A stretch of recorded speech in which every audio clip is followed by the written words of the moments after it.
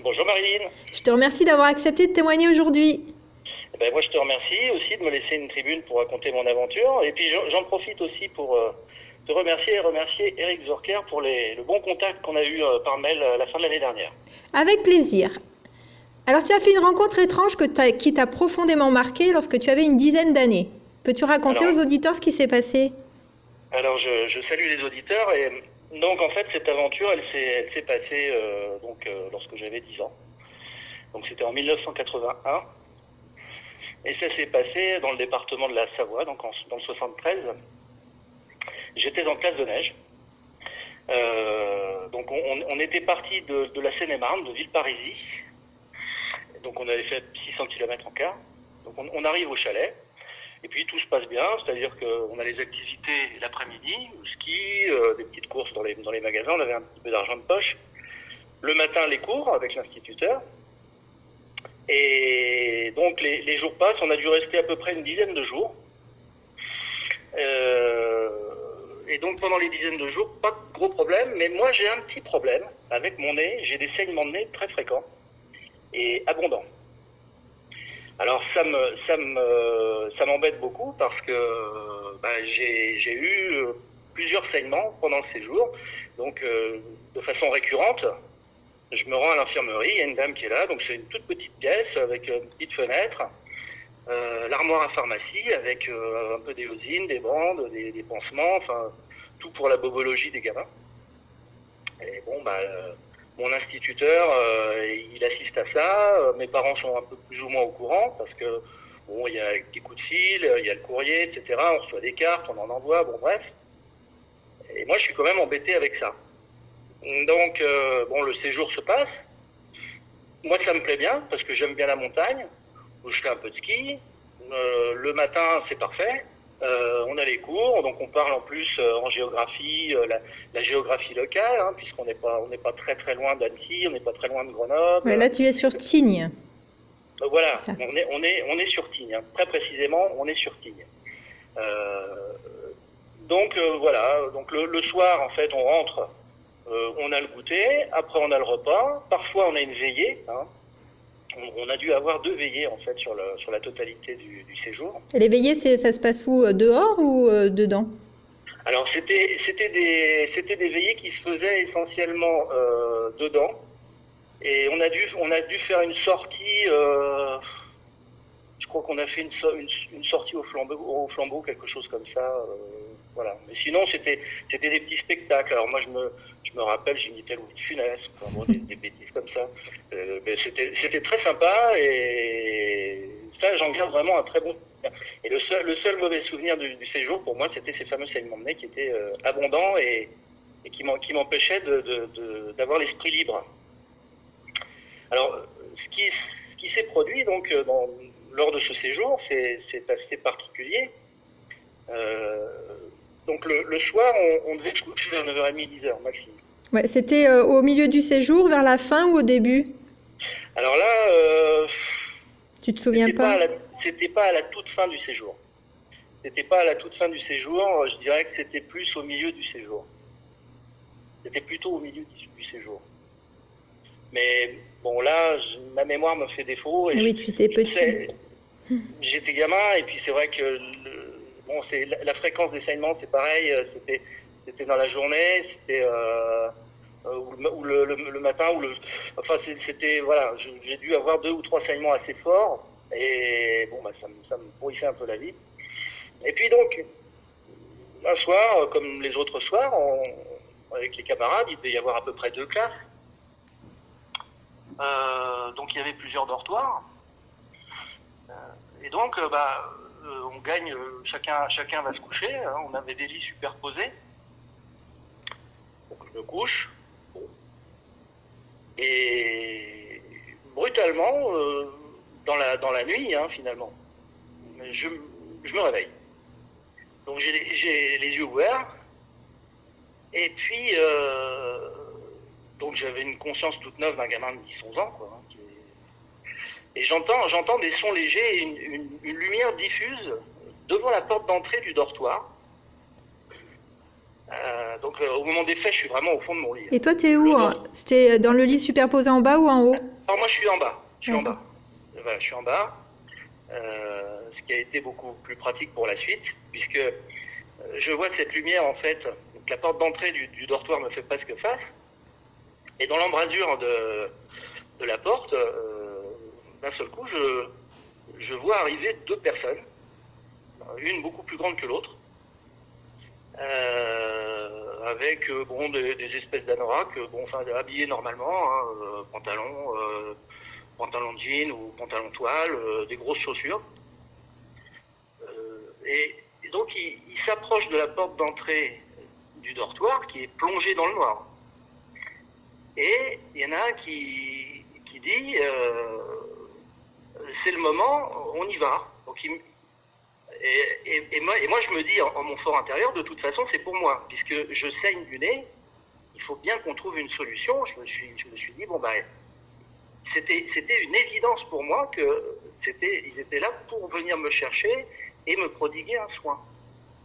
Alors ben, je sors de mon lit, je mets mes chaussons, je suis en pyjama, je m'approche des deux personnes, et donc il y avait un escalier donc qui descendait pour aller vers la sortie. On descend tranquillement, on arrive à la porte d'entrée du chalet, et avant de sortir, donc il y a un personnage, sur les deux personnes, il y en a un qui est vraiment beaucoup plus petit que l'autre, et il est à peine plus grand que moi. Comme j'ai 10 ans, Ah, il est tout petit. il était pas très grand. Il faisait plus d'une bonne tête quand même que moi, mais par rapport à l'autre, il était vraiment petit. Et il avait une coupe de cheveux un peu particulière. Là, je vais faire rire les auditeurs. Il avait un peu la même coupe de cheveux que Jacouille la fripouille dans Les Visiteurs. Voilà, pour cadrer un peu le truc. Il avait les cheveux un peu épais et puis il était coiffé bizarrement. T'es mal coupé? Les cheveux mal coupés, épais, notamment au niveau du cou, c'était un peu particulier. Bon, un peu comme s'il avait une perruque. Mais une perruque premier prix, hein. Vraiment la perruque de base. La voix était normale? Oui, absolument. La voix était tout à fait normale. Pas d'accent particulier? Pas d'accent particulier qui m'ait marqué. Mais de toute façon, il y a une chose qu'il faut savoir, c'est que j'ai pas échangé quasiment avec eux. Avec le plus grand, de toute façon, j'ai pas échangé. Et il a simplement prononcé une phrase dans toute l'histoire. Mais ça, j'y viendrai après. Et puis, bah, le plus petit, c'était celui qui finalement communiquait avec moi. Hein. Donc, il m'a parlé 3 fois. Et il t'a dit de le suivre ou tu l'as suivi sans rien se dire? C'est-à-dire qu'au départ, ils m'ont dit bon bah c'est le moment, on y va. Donc moi je me suis levé, je les ai suivis, on est descendu, et il m'a tendu à un espèce de poncho parce que bon bah c'était le début de l'année, puis à la montagne, on n'était pas dans les Caraïbes. Hein. Donc j'ai mis sur mon dos un espèce de poncho. Bon, il m'a dit mais ça, prends pas froid quoi. On est donc sortis. Et on se dirige vers une voiture qui est garée là, une voiture de mémoire 3 portes, genre Renault 5, Visa, tu vois, dans les voitures de cette époque-là, quoi. Donc le plus grand des deux personnages se met au volant, donc ils me font rentrer dans la voiture, 2 portes, hein, et je m'installe derrière. Et je sentais le vent, avant de rentrer dans la voiture, je sentais bien le vent, je voyais que bon bah il n'y avait pas un bruit. On monte dans cette bagnole et puis je m'installe, comme je m'installais d'ailleurs systématiquement quand je montais en voiture avec mes parents, je me mettais au milieu des deux fauteuils passagers conducteurs. Je me mettais en plein milieu pour bien voir la route. Donc là j'étais installé de la même façon. Et donc la voiture démarre doucement, et donc le plus petit des deux personnages, donc qui était assis côté passager, au moment où démarre la voiture, il me dit c'est pour des saignements de nez, hein, c'est bien ça. Alors il me dit ça, c'était quelque chose comme ça. Alors je me dis bah oui. Bon. Et ensuite, plus un mot pendant pendant 5 minutes. Donc la voiture chemine comme ça sur une départementale. Alors je vois le ciel étoilé, je vois les montagnes, je vois les grands épicéas, les cyprès, etc. Il conduit bien? Pardon? Il conduit bien, normalement? Ah oui. Une conduite tout à fait normale. Et ce qui est assez étrange, c'est que c'est ce qui me fait dire qu'on était quand même certainement assez avancé dans la nuit. Tout au long de ce cheminement en voiture, nous n'avons croisé aucun véhicule et nous n'avons été doublés par aucun véhicule ou moto ou chose comme ça. Et quand tu dis que c'était silencieux, c'était un silence anormal ou normal? C'était le silence de gens qui veulent pas ouvrir la bouche et dialoguer. C'est-à-dire que on entendait finalement le moteur de la voiture, mais bon, moi je disais rien, j'étais impressionné, puis j'étais pas inquiet. Pour moi, c'était normal. J'allais me faire soigner. Alors qu'on ne m'avait rien dit en amont, si tu veux, au foyer, au chalet. Oui, on t'a pas dit que tu allais te faire soigner. Voilà, exactement. On ne m'a strictement rien dit. Donc, on continue à cheminer. Donc, je dirais que là, on a pris la route environ 15 minutes. Et au bout de 15 minutes, alors, avant d'arriver, il y a eu une communication entre le conducteur et le passager quand même. Il y en a un qui a posé une question à l'autre ou qui a fait une remarque à l'autre, mais c'était de l'ordre du privé. Peut-être familial, quelque chose comme ça. Donc bon, bah. Tu te souviens pas ce que c'était? Je me souviens pas de ce que c'était, non. Mais c'était un truc de gens qui se connaissent bien.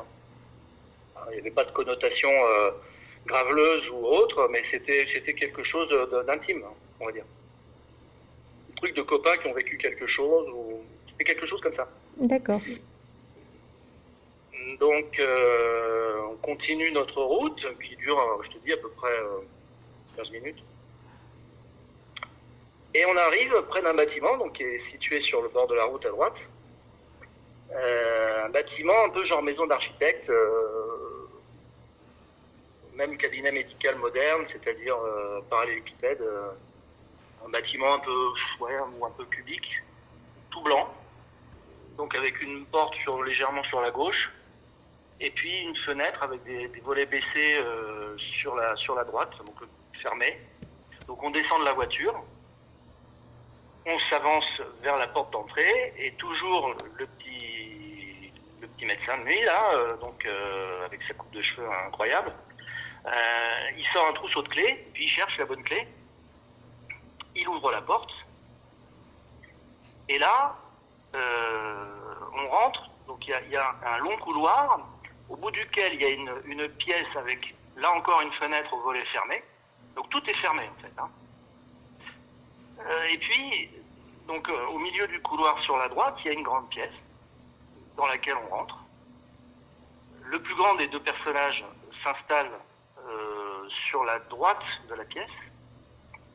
Et sur la gauche de la pièce, il y a une table d'opération. Derrière la table d'opération, dans le coin de la pièce, il y a une fenêtre. Et à côté de la fenêtre, donc, il y a un lavabo. Donc le petit infirmier, lui, il se lave les mains, mais ça dure assez longtemps. Il se lave les mains, il se lave les avant-bras. Comme un chirurgien?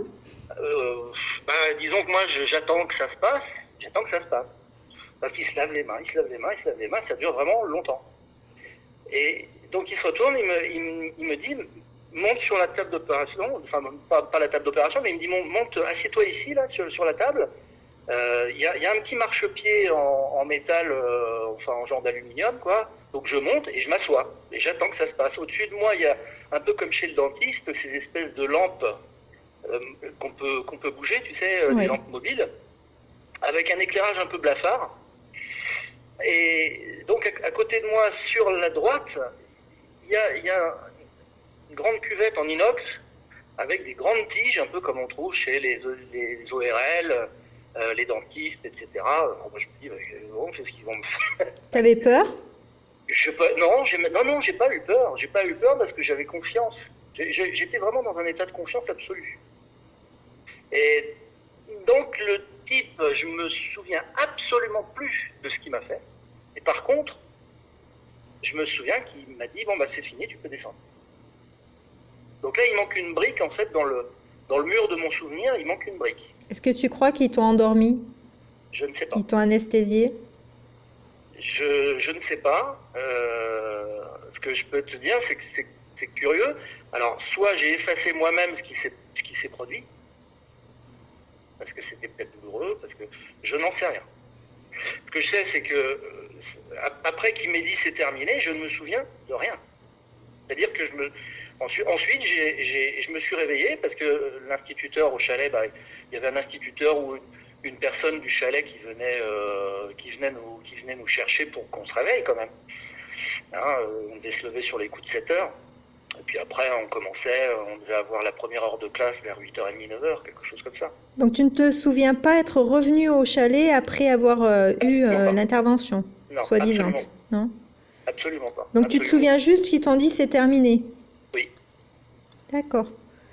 Alors ça c'est effectivement, j'ai envie de dire, c'est dommage parce que j'aurais pu savoir ce qui s'est passé.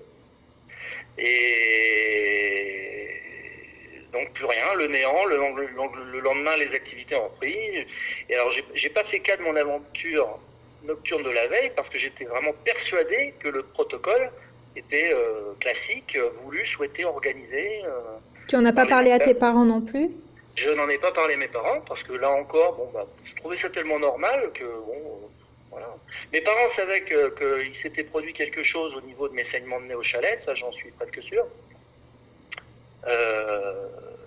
Et d'ailleurs, l'instituteur avait dû être prévenu par ma mère parce que quand j'étais à Villeparisis chez mes parents, je saignais régulièrement du nez et puis c'était je sais pas si les auditeurs vont se mettre à table, mais c'était un peu gore, on va dire. Hein. C'était des cuvettes de sang, enfin c'était terrible. Est-ce que tu souffres d'une maladie génétique, en fait, de la coagulation ou autre?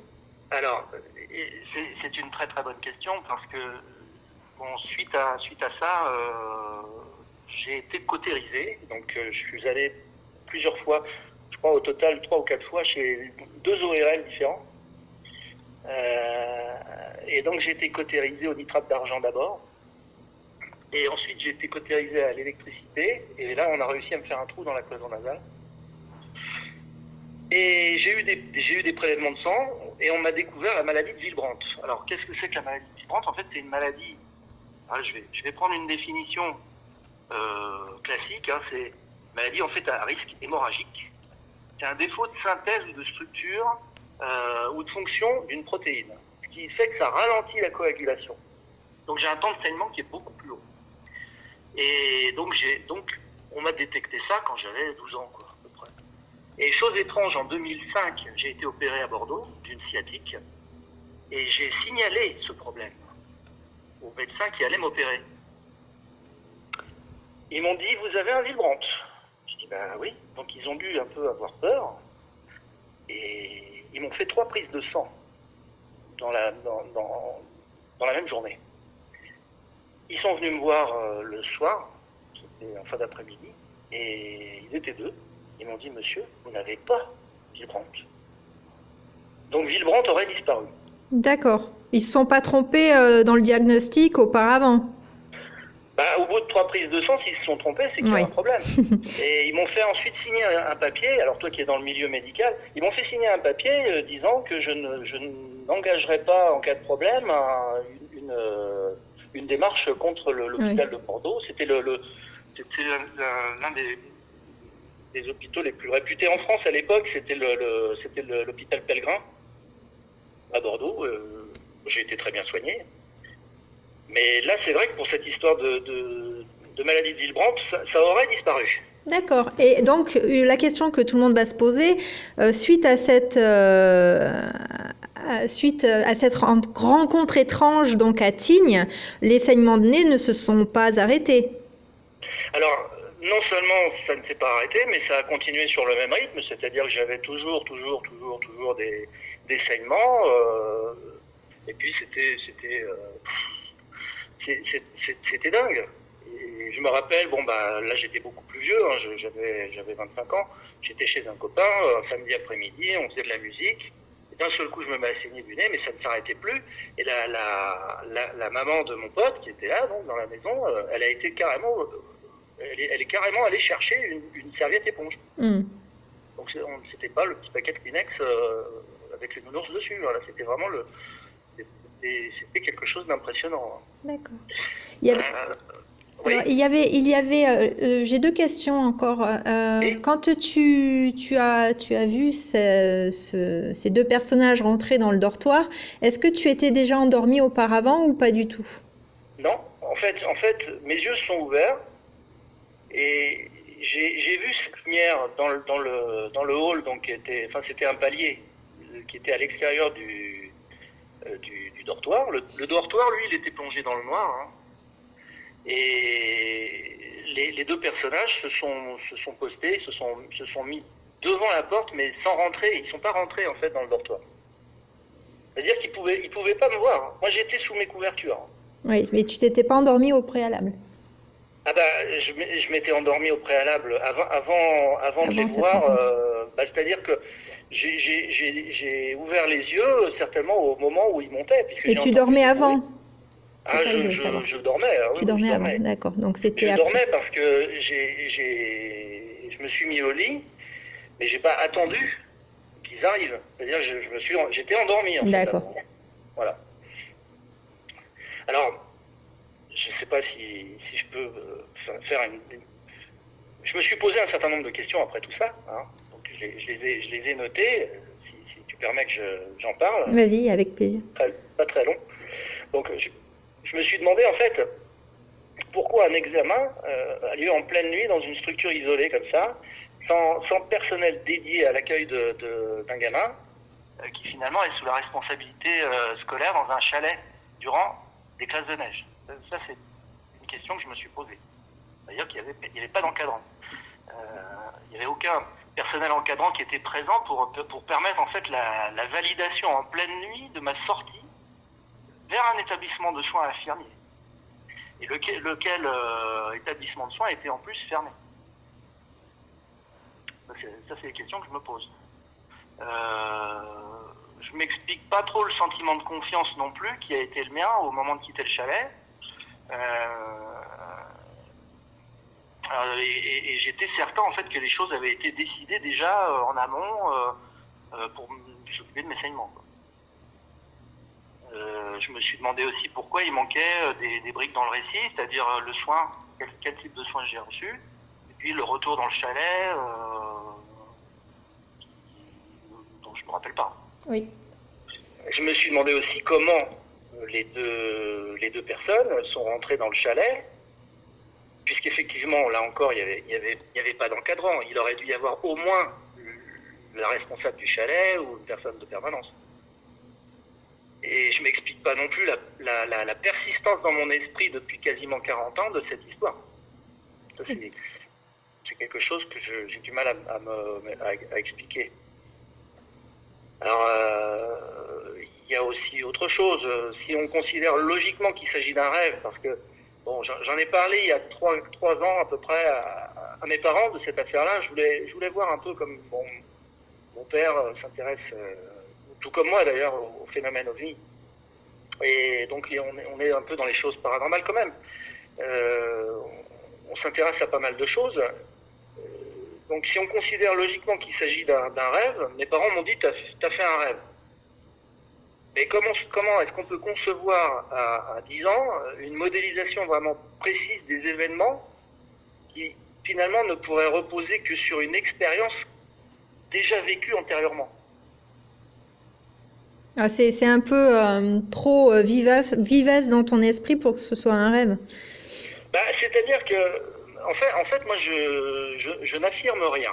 Je ne veux surtout pas, aux oreilles des gens qui nous écoutent, je ne veux surtout pas affirmer quoi que ce soit. Ça, c'est vraiment là un point important. Je veux surtout pas, faire d'affirmation. Mais comment expliquer qu'un soin qui est prodigué, quel qu'il soit, n'ait pas été entrepris, programmé dans une plage horaire classique, au sein de la structure qui accueille les enfants, puisqu'il y avait une infirmerie. Et une petite infirmerie qui était quand même pourvue de l'essentiel en la matière. Il y avait des bandes, des pansements, des pommades, du coton, des Kleenex, il y avait toutes sortes de choses quand même qui pouvaient... Bon. Et en plus, les deux visiteurs n'avaient pas de sacoche avec eux. Donc ils étaient vraiment les mains dans les poches, pour ainsi dire. Et il n'y a pas de rapport de l'événement qui a été remis à qui que ce soit, mes parents, l'instituteur, un responsable. On m'a pas demandé comment ça s'était passé le lendemain. On m'a pas dit alors ça a été cette nuit. Non. Donc tout est resté. Le lendemain c'était un autre jour normal. Tout est rentré dans l'ordre.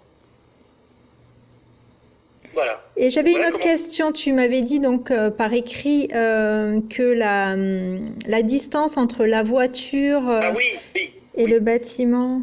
Oui. Alors ça c'est un point assez curieux. Alors, effectivement, quand on a quitté le chalet, on a laissé on a cheminé à pied vers la voiture qui devait, grosso modo, se trouver à, on va dire, une dizaine de mètres de la porte d'entrée. Elle était garée en épi, à 10 mètres, et on va dire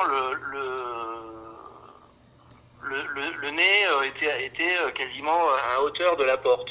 Alors, je ne sais pas si je m'exprime suffisamment bien. Donc quand on est parti, on a quitté le chalet, on a pris la départementale, on a cheminé vers cette structure hospitalière ou ce centre-là, ce petit centre. Ça ressemble à une maison de santé actuellement. Voilà, non mais c'est exactement ça. Ça faisait vraiment maison contemporaine ou petit centre médical, tu sais, avec 3-4 médecins. Oui. Voilà, moi j'ai ça justement dans mon village, hein, c'est des trucs tout beau, tout neuf. Et donc quand on est arrivé, la voiture s'est garée exactement à la place que la voiture occupait au chalet. C'est-à-dire que c'était un copier-coller au niveau de l'emplacement de la voiture. Mmh.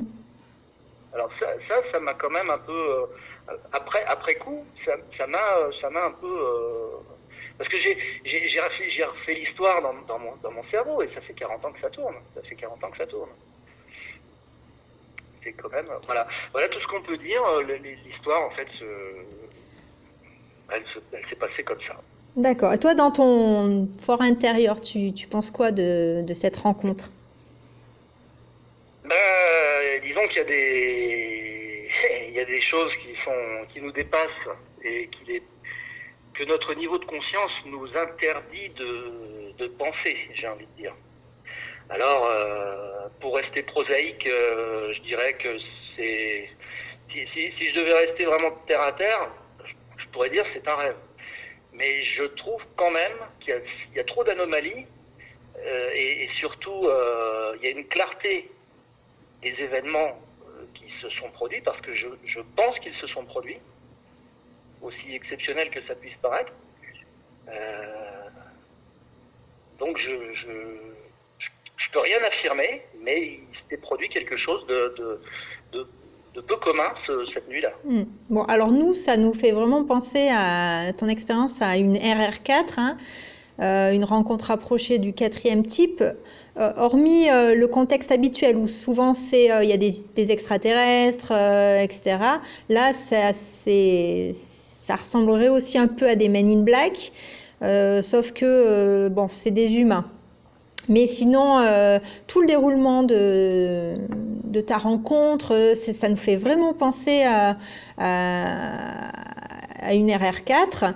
Et il y a aussi, donc nous on remarque l'effet dose et le missing time. L'effet dose, c'est cette ambiance assez particulière où on sent bien qu'il y a quelque chose de pas d'anormal, de pas naturel, où il n'y a pas de bruit, on rencontre personne, on est seul au monde. Il y a des choses particulières. Le missing time, c'est le temps manquant, c'est-à-dire que tu as c'est comme si le temps s'était arrêté pour toi et qu'il reprenait dans ton lit, quoi. Voilà, à ton réveil. Il manque du temps.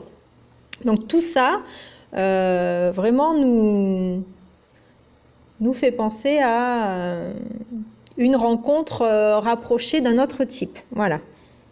Et c'est vrai que notre façon de concevoir cette chose-là, elle nous met plutôt sur le chemin de quelque chose de classique. Mes parents, immédiatement, quand on en a parlé il y a 3 ans à peu près, on était à table, hein, donc, je leur ai raconté, ils m'ont dit, mais t'étais occupé, ton esprit était occupé par tes saignements de nez, et un petit garçon de 10 ans, il peut être un peu fantasque. Et donc, forcément, c'était un rêve. Et c'est vrai que c'est beaucoup plus rassurant et facile de dire que c'est un rêve. Oui. Donc voilà. Mais on se rend compte quand même, quand on creuse, que c'est peut-être pas aussi évident que ça. Moi, je crois que c'est suffisamment étrange pour que ça soit raconté, et je voulais le raconter, c'est pour ça que... Je te remercie, Jean-François. Et d'ailleurs, tu reviendras nous parler d'autres observations, puisque tu as été témoin seul et avec ton papa également d'observations d'OVNI. Oui, effectivement. Donc le 15 août, donc en Seine-et-Marne, 15 août 98. Et puis après, ça a été en 2006 à La Rochelle, et puis en 2007 à La Rochelle, et puis au mois de septembre 2013 au-dessus de mon domicile en Bretagne. Donc là, j'étais seul. Donc je pourrais effectivement, si tu m'en laisses la possibilité, raconter un petit peu tout ça. J'aimerais beaucoup. Eh bien écoute, ce sera avec plaisir. Je te remercie, Jean-François. Merci pour toutes ces remontées de témoignages, en tout cas, que tu mènes. Merci à toi de témoigner. En tout cas, on a trouvé ton témoignage très intéressant. Et on te retrouve très prochainement. Je te remercie, Marilyn, et je te dis à bientôt. Merci, à bientôt.